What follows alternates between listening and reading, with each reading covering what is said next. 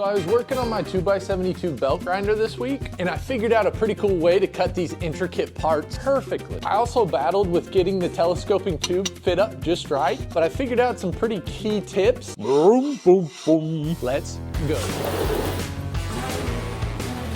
In she goes.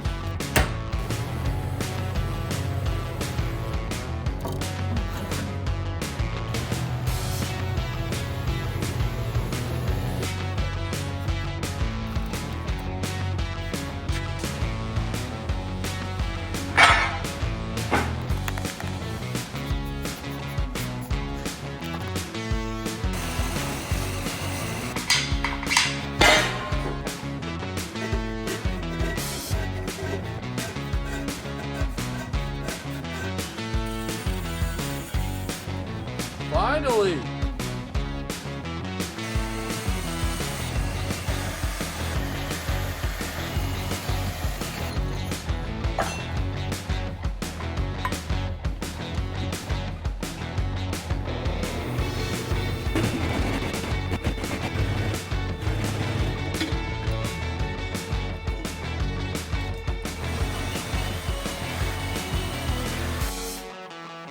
And this is the second build video of a 3-part series where I'm building out the Jer Schmidt 2x72 belt grinder. Now, if you didn't see it in the first video, I constructed these legs out of 2-inch square tubing and some 3/8 steel. In this video, we're gonna go through and cut some pretty odd shapes. Then we're gonna finish out the video by welding the telescoping tube flat bar together to get it just right.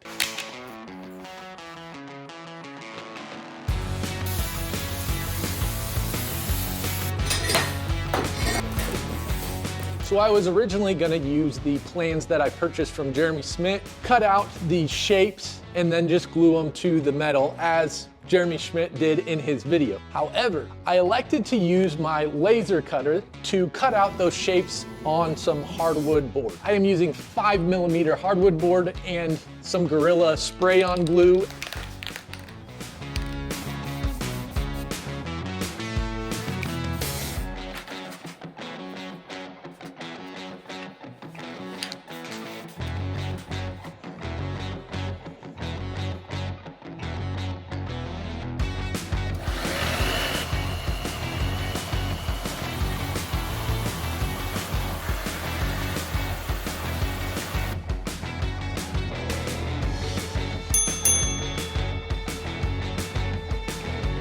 I broke a bandsaw. That's a first.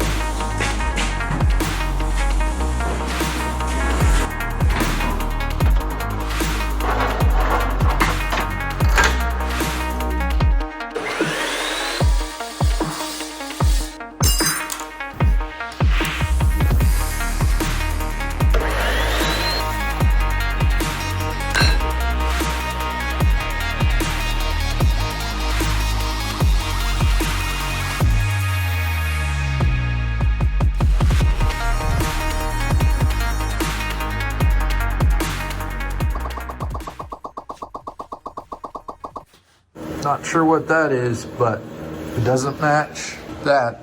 Holes don't fit, they don't line up. So I'm not sure what base this is, but it doesn't work. So I went through and measured everything out, and this is what I came up with. So we're gonna go ahead and use that and laser cut it.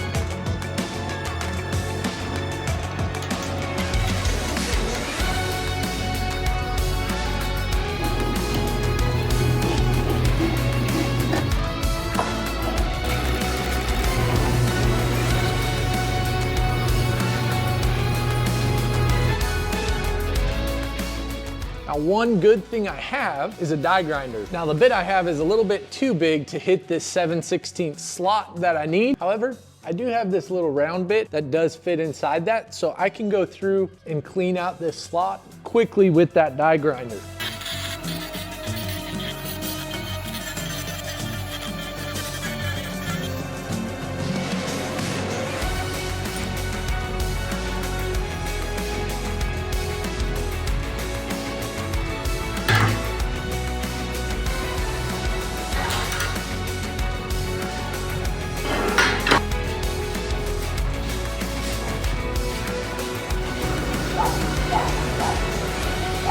There we go.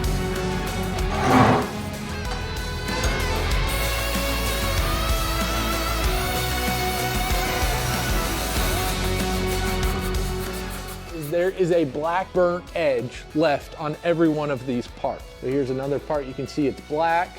So I used my porter band to cut out the general rough shape of this, and then I used the angle grinder with a flap disc to really shape it down.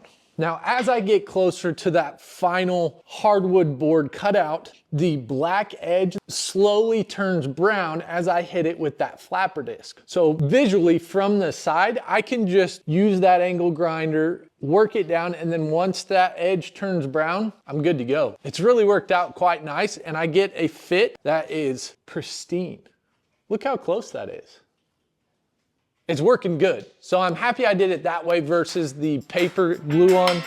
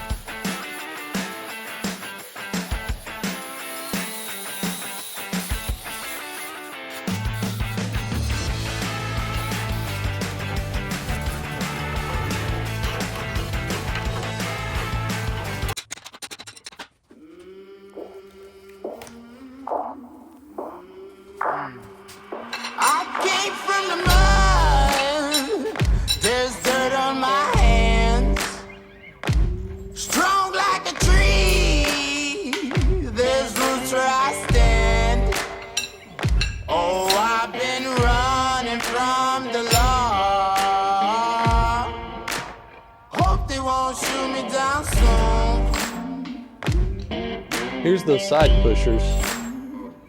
There's our main telescoping tube Try to catch me for the work rest.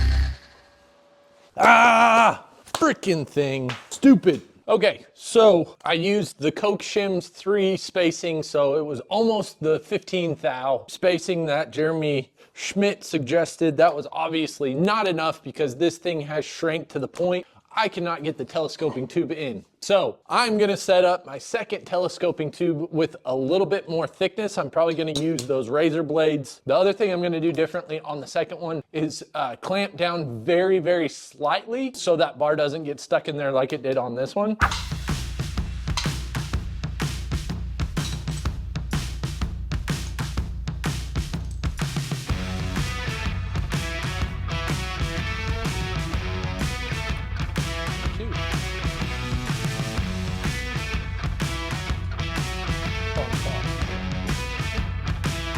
Okay, good enough. It still clamps up. Mother of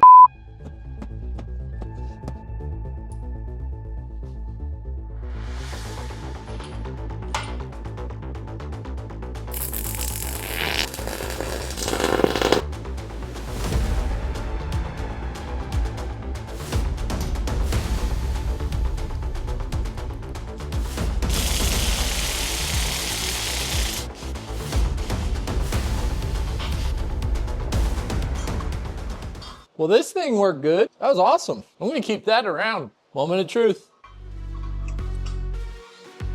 Oh yeah, it's pretty shaky though. Let's weld this one up.